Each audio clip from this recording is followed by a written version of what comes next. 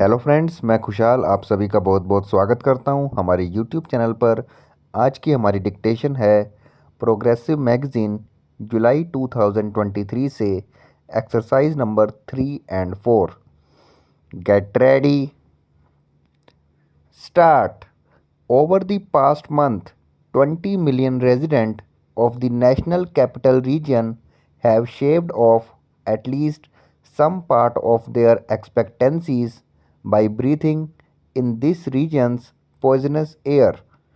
Not only is this one of the most pressing public health disasters of our time, it can also chokehold major initiatives of this government, such as the Make in India campaign and the ease of doing business rankings being promoted internationally. Which rational international player would want to put his or her health in risk to come to the most polluted place on earth to do business? Air quality index measures the concentration of fine particulate matter in the air. As a benchmark, the US Environmental Protection Agency considers any value between 0 and 50 to represent good air quality.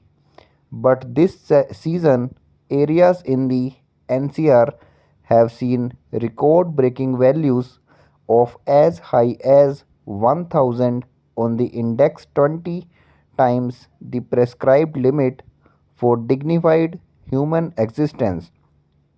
What makes PM 2.5 particles extremely dangerous is their cancerous ability to penetrate the human body and stick onto the insides of the lungs.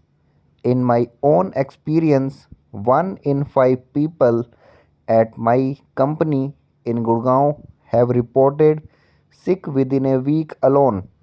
My child's school had to be closed as a precaution. When it did reopen, the setting of mask clad children in smoke made the school seem less like a place of study. As a parent, I feel awful that my children has to breathe this air because I made Delhi my home. As much as 100 immediate deaths would rightfully demand national attention as a disastrous millions of slow deaths from an even more urgent disaster. What is making this problem invincible? A large part of the answer ties into Delhi's geography. The cold fronts that originate from the north of the city look in pollutants close to the ground and within the region. Lack of wind speed and low temperature stagnate and solidify the pollutants that intensifies their effect.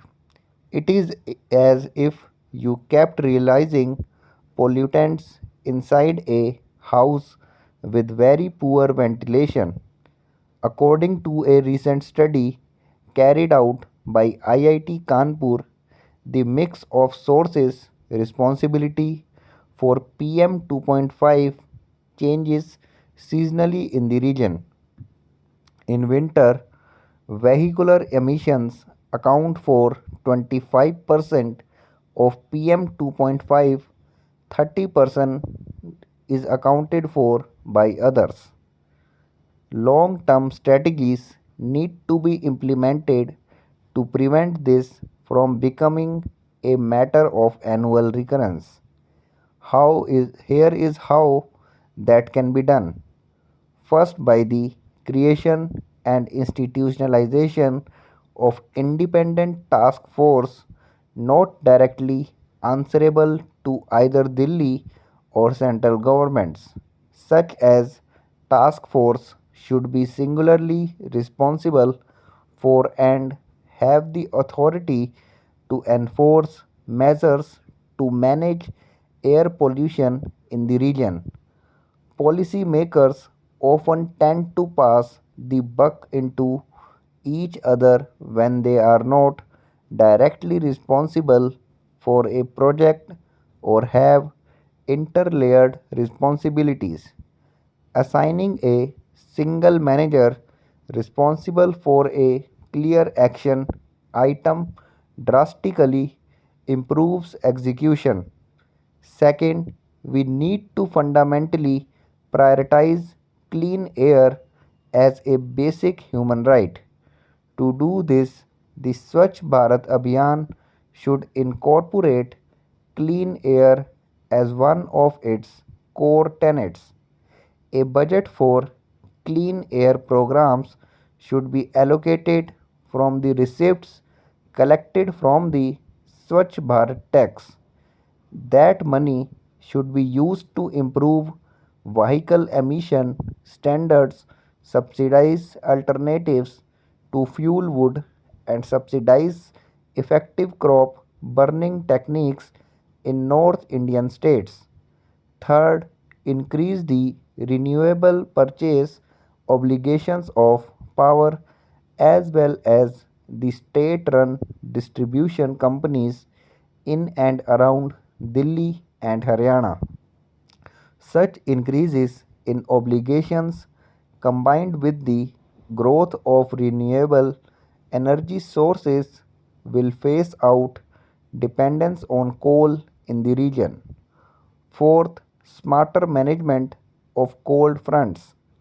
While we cannot control cold fronts per se, we can control the activities that reduce the intensity of pollution during these periods. Reduction in construction activity, odd even for example, during the winters can reduce the concentration of PM 2.5. Newspapers from around the world, from the Washington Post, Wall Street Journal, and the New York Times to the Korean Herald and the Daily Mail, have taken notice and highlighted the severity of the problem here in India. Thousands of citizens on Twitter have shared as many dreadful visuals of the reality of the pollution and trended #Delhi smog on the social media website for days.